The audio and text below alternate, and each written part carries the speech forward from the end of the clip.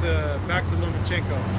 Is he the chosen one? That's what people are saying. They're saying he's the greatest potentially ever based on the skills he's shown and based that he's making elite level guys quit. Not just B+ fighters, elite level guys quit now. He is. I'm telling you, don't get me wrong. Yeah. Lomachenko's, he's a great fighter. He's a great fighter, skill-wise. I mean, he is something unreal when it comes to skill. But, I mean, a lot of people get bored of watching his fights. He's so good, he's boring. I'm telling you. I was in Vegas watching. I mean, I was working with Vargas for his fight, and you know, I'm hearing about this Lomachenko Rigo, and I said, if you analyze a fight between Rigo and Loma, I said, Rigo's scared. I know Rigo's scared. How'd you know that? Because I know Rigo for years. Rigo's scared. When he fights, he's scared. What do you mean by that? Just he fights defensively then? He fights defensively. So, okay. Rigo is a kind of fighter that he gets in the ring and he's scared to get hit. He's scared to get hit. That's why he's defensive. He hits and moves. He don't like to get hit. And Loma's more of a risk taker. I honestly thought, I said, Rigo's going to make him look bad. Because if you got two fighters that are so skillful, so smart, it's going to be a boring fight.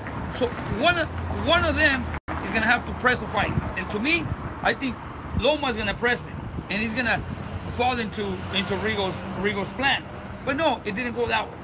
And then by watching Rigo and elite, you know, two-time gold medalist quit, I mean, it just... All right, let's that part.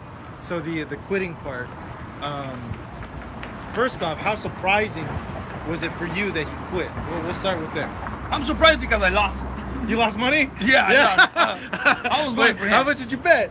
Well, I didn't bet money. Yeah. I bet a bottle of 1942 Don Julio tequila. It's expensive bottle. Yeah, it's like $120. So, Rigo, you owe me a bottle for quitting. You owe a lot of people a lot of so, you know, I love tequila and good tequila. Me too. And I lost a bottle of tequila 1942 Don Julio because you quit. So, this is the deal. Yeah.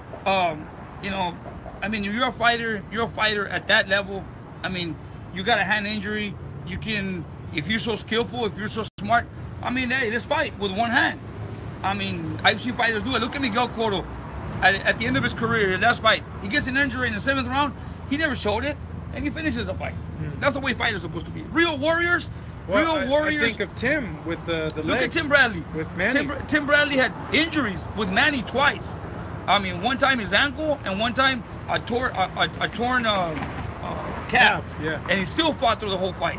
I mean, look. Did you ever have injury, like a broken hand in a fight? No, never. But look at Omar Figueroa. Omar Figueroa, when he fought Ricky Burns, both of his hands were fractured. And he's so explain to us then, because some people might say, well, hey, he's broken hand. That's his power hand. You know, like, of course he's gonna say, well, I can't do anything. My main weapon's gone. So explain to us what happens then when you break the hand and how painful is it, and can you keep going? It's painful. Well, you have to learn. You have to learn how to fight. I mean, and Kelly Pavlik said that's why you have two hands. Exactly. That's why you have two hands. If one of them's hurt, use the other one.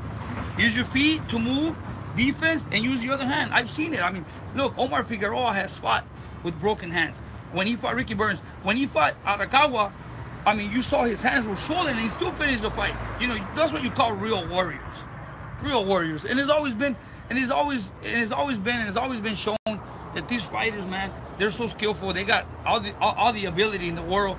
But when it comes into when they feel pressured, they quit. Adversity, yeah. Yeah, you can't do that. Because they've never been through it because they've been so good. Honestly, I would tell you, Rigo just quit boxing, retire. Yeah, you want nothing more? I mean, you shouldn't. He soured you that much that you don't want to see him fight anymore. I don't want to see him fight. I mean, first of all, he's boring to watch. Okay, I mean, I never watch his fights, and now that he quit, I'll never even care about listening about what Rigo does. You know, he's saying, oh, you know, I'll beat this guy, beat that guy, beat this.